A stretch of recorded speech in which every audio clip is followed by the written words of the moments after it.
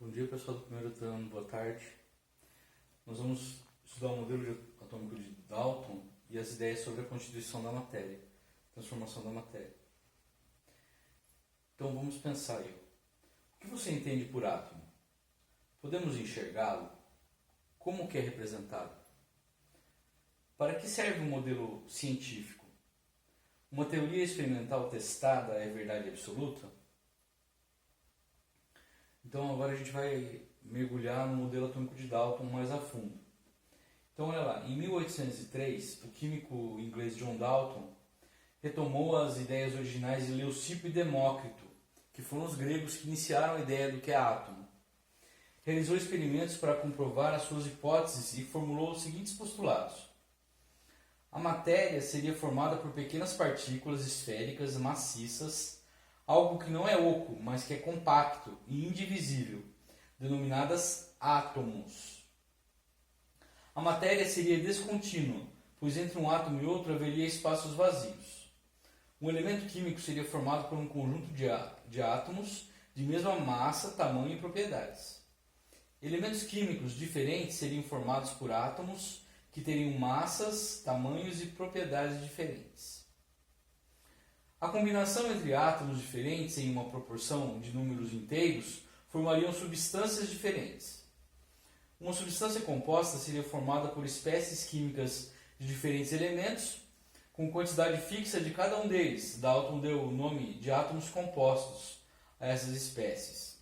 Os átomos compostos seriam formados por um pequeno número de átomos simples. Um átomo não poderia ser destruído em uma reação química, ele apenas se rearranjariam para formar novas substâncias. Então, como que Dalton representava os elementos? Representamos o átomo de Dalton por bolinhas de massas diferentes de acordo com os elementos. Átomos de diferentes elementos, segundo Dalton, com tamanhos e cores que a gente escolheu aqui, né? Então, átomo de hidrogênio, amarelo, oxigênio, vermelho, nitrogênio, carbono e enxofre. Observe o tamanho de diferentes massas. Dalton também substituiu os antigos símbolos que eram usados pelos alquimistas para representar o que ele acreditava ser elementos químicos por símbolos mais apropriados.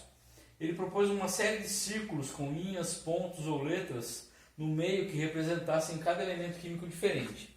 Tá lá, o hidrogênio era um círculo e um pontinho no meio, o carbono o círculo inteiro pintado, o alumínio o círculo e 4 pontos, o nitrogênio o círculo cortado ao meio, o sódio o círculo cortado em 2 e assim por diante. Olha lá como ele representaria a molécula de água. Amônia, o óxido carbônico, o ácido carbônico. Agora eu vou ler com vocês as questões do roteiro. Para Dalton, o que era um átomo? Então, como que o átomo é descrito por Dalton? Compare o conceito de elemento proposto por Lavoisier com o conceito proposto por Dalton. Eles são contraditórios? Ou podem ser considerados complementares? Explique a sua resposta. Segundo as ideias de Dalton, que característica diferenciava os átomos dos diversos elementos químicos? Como Dalton representava os átomos? Como eles são representados atualmente? Agora, uma equação química representa uma reação química. As equações químicas servem para representar ou traduzir de forma simples as reações químicas. Levando em conta as composições das moléculas envolvidas, podemos representar essa reação assim. A água, que vai reagir quebrando as suas partículas, em hidrogênio e oxigênio. Agora, como a gente vai representar isso quimicamente? Olha lá, a água é o reagente, é formado por moléculas de água. O gás hidrogênio e o gás oxigênio são os produtos da reação. Tem fórmulas H2 e O2, respectivamente. Assim, podemos representar a reação usando as fórmulas dos reagentes e dos produtos. Reagente, que é a água, formando gás hidrogênio e gás oxigênio. Reagente, produto. Proporções entre as quantidades de moléculas. Nessa representação, falta porém a proporção correta entre as quantidades de moléculas envolvidas. Uma representação mais correta é, como eu tenho 2 hidrogênios, eu tenho que ter 2 aqui também. 2 vezes 2, 4, 2 vezes 2, 4. Então, 2 moléculas de oxigênio, formando dois átomos de gás, hidrogênio e oxigênio. Agora sim, está expressa na verdadeira proporção entre as quantidades de moléculas que participam da reação. A equação química. As fórmulas dos reagentes e produtos de reação. A proporção molar em que os reagentes se combinam se formam os produtos. O estado físico dos reagentes e produtos. Se a reação é completa ou incompleta. Os números que indicam as proporções entre as quantidades de moléculas numa equação química são chamados de coeficientes estequiométricos. Olha lá. Então eu tenho esse número aqui ao lado da fórmula, são os coeficientes estequiométricos. Eu tenho a fórmula e aqui eu posso ter ainda uma letra indicando se é sólido, líquido ou gasoso. Certo? Em palavras, 2 moléculas de água reagem formando gás hidrogênio e gás oxigênio. Então vamos ver um exercício aqui. Consideremos como exemplo a reação de combustão completa do metano. Essa reação é representada pela equação metano mais oxigênio formando gás carbônico e água.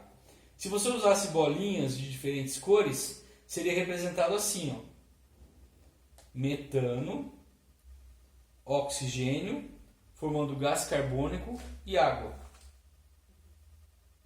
Olha lá o número de átomos. Eu tenho um átomo de carbono e 4 átomos de hidrogênio aqui, Um átomo de carbono e 4 átomos de hidrogênio. Aqui eu tenho oxigênio, que é O2, só que eu tenho o coeficiente estequiométrico, que são 2 unidades de moléculas. Então eu tenho essa molécula e essa molécula, 2 unidades. Tenho ainda uma de gás carbônico e 2 de água. Exercício. Consideremos como exemplo a reação representada por carbono reagindo com oxigênio formando gás carbônico. Se você usasse bolinhas de diferentes cores para representá-la, seria carbono, oxigênio formando gás carbônico. Consideremos como exemplo a reação representada por gás nitrogênio reagindo com o gás hidrogênio e formando gás amônia. Se você usasse bolinhas de diferentes cores para representar, como seria? O gás nitrogênio, os 3 de hidrogênio e formando 2 moléculas de amônio. Obrigado. Qualquer dúvida, entre em contato comigo.